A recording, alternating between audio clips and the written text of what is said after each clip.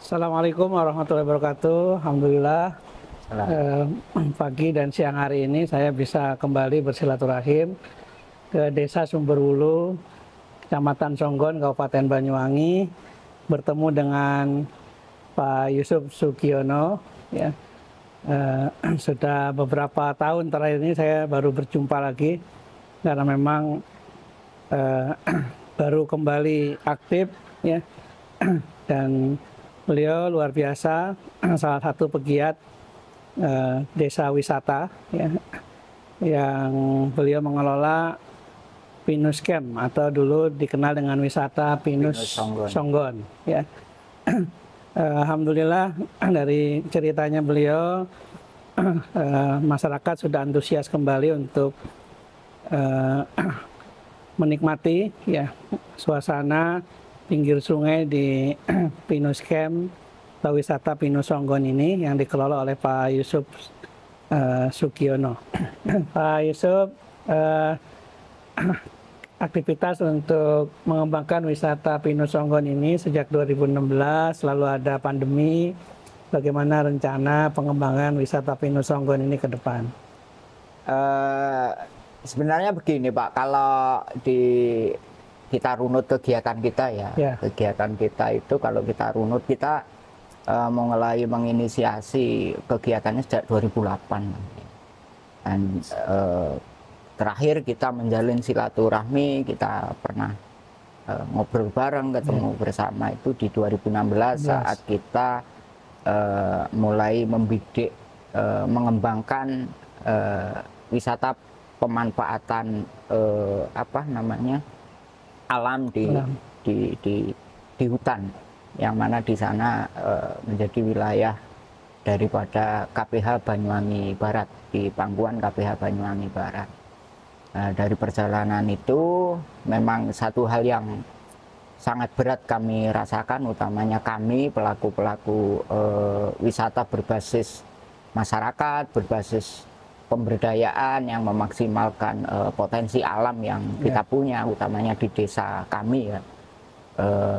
Dengan datangnya pandemi kemarin, memang begitu amat sangat berat sekali ya. Krisis multidimensi yang menghantam kita. Mengapa demikian? Karena hari ini kegiatan usaha wisata, apalagi yang berbasis pemberdayaan dengan pemanfaatan jasa lingkungan seperti itu, sudah bisa menjadi harapan sebenarnya bagi masyarakat di Banyuwangi, khususnya yang punya potensi hutan, punya potensi pertanian, punya potensi alam seperti itu. Dengan datangnya pandemi, seperti pupus harapan yang mana pada waktu itu kita kan tidak bisa memprediksi ya sampai kapan krisis pandemi itu berakhir, kan begitu. 8 bulan pertama kita rasakan pukulan sangat berat sekali ya. Karena apapun kita kan punya tanggung jawab moral terhadap masyarakat atau orang-orang yang bersama-sama dengan kami ya. Kita sudah mulai mendidik mereka di peningkatan sumber dayanya, mengajak mereka bagaimana berkegiatan seperti ini, menangkap peluang ekonomi dengan kegiatan seperti ini. Ketika kita baru ibarat bayi mulai merangkak, tapi terkena pandemi seperti itu. Namun kembali lagi sebenarnya krisis yang berat itu kembali pada niatan kita sebenarnya. Kalau niatan kita memang benar-benar kepingin memberi kontribusi kepada masyarakat, utamanya masyarakat desa utamanya, pasti kita akan dipacu untuk berpikir bagaimana ini bisa berjalan kembali. Akhirnya ada jalan lagi ya Pak? Iya, tentunya kita sesuaikan dengan keadaan, bagaimana menjalankan ini yang tetap kita bisa merangkul masyarakat, kita berjalan, maka bidikan kita rubah. Konsepnya kita rubah kembali dengan masa pandemi yang berjalan seperti itu. Oh, apa dan bagaimana sih ketika pandemi, dan apa yang diharapkan masyarakat di luar dengan peraturan yang baru, kehidupan yang baru, ya kita sesuaikan semuanya. Maka di pandemi kemarin ya coba deh kita kembangkan kegiatan wisata privat ya, keluarga-keluarga kecil. Nah, nanti kalau benar-benar normal ya tidak menutup kemungkinan kita bidik lagi yang sifatnya umum. Maka kemarin itu kita bidik kemah-kemah privat, camping-camping privat kita bidik keluarga, karena perhitungannya dengan keluarga dengan skup kecil itu kita lebih akan mudah untuk melayani, menjaga keamanan seperti itu hingga hari ini. Dan hari ini coba kita kembangkan, kalau di mana trendingnya itu camping yang di tepi sungai, ya kita coba ambil itu. Dan alhamdulillah sampai dengan hari ini respon dari masyarakat, wisatawan yang datang ke tempat kami itu beragam, baik dalam kota maupun luar kota. Alhamdulillah lah Pak, kita masih bisa merangkul daripada orang-orang di lingkungan kita tetap berkegiatan bersama seperti itu. Untuk saat ini ragam kegiatannya apa di desa wisata ini Pak?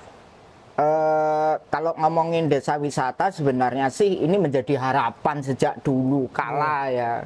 Sejak dulu 2008 kita mulai menginisiasi kegiatan pemanfaatan sungai lewat tabing, arung jeram tabing, rafting, bahkan kegiatan yang edukasi pertanian. Sebenarnya kita sangat berharap sih Pak. Tapi kalau ngomongin desa wisata sebenarnya, kalau ngomongin di Banyuwangi kita masih kendala besar ya. Kita berharap nanti ada pengawalan lah di seperti ini, karena rata-rata kalau saya melihat, kebetulan saya itu sampai dengan hari ini di asosiasi kelompok sadar wisata se-Banyuwangi itu menjadi ketua kedua dari asosiasi. Dan kita melihat permasalahan yang ada di teman-teman tingkat pengelolaan yang berbasis masyarakat hari ini masih terjadi miskomunikasi gap antara pelaku wisata dengan BUMDes itu sendiri. Nah, ini perlu pemahaman bersama sebenarnya.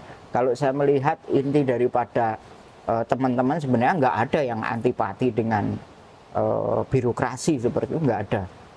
Justru teman-teman itu berharap dirangkul, tapi merangkulnya yang bagaimana. Nah, ini harus dicari titik temu agar supaya nanti dengan berkembangnya Banyuwangi 10 tahun terakhir sampai ke depan yang hari ini Banyuwangi juga menjadi rujukan kunjungan wisata yang lumayan tinggi, masyarakat secara luas bisa mengambil manfaat, tidak menjadi penonton.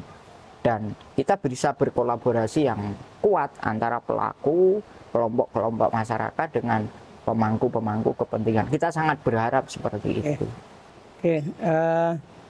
Pinten pengunjung tiap pekannya Pak Yusuf ke Pinus Camp 2 ini? Di kisaran 200 sampai 300 hari ini kalau di weekend. Memang selain pembatasan, kita masih tetap berpegang teguh pada aturan kegiatan pasca pandemi, dan kita lebih memang agak privat menggarapnya seperti itu Pak, supaya aman aja sih semuanya. Matur nuwun Pak Yusuf, mudah-mudahan kegiatan di Pinus Camp 2 ini semakin maju, berkembang. Sinergi kolaborasi juga bisa semakin ditingkatkan. Harapan agar pemerintah kabupaten bisa memberikan support kepada seluruh aktivitas di desa-desa dalam hal pengembangan wisata.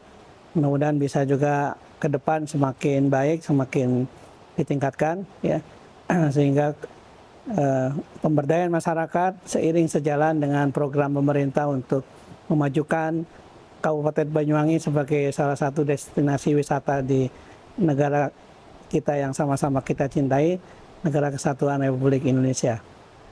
Matur nuwun. Terima kasih Bapak. Bisa silaturahim kembali dengan Pak Yusuf, insya Allah di lain waktu bertemu kembali. Assalamualaikum warahmatullahi wabarakatuh. Waalaikumsalam.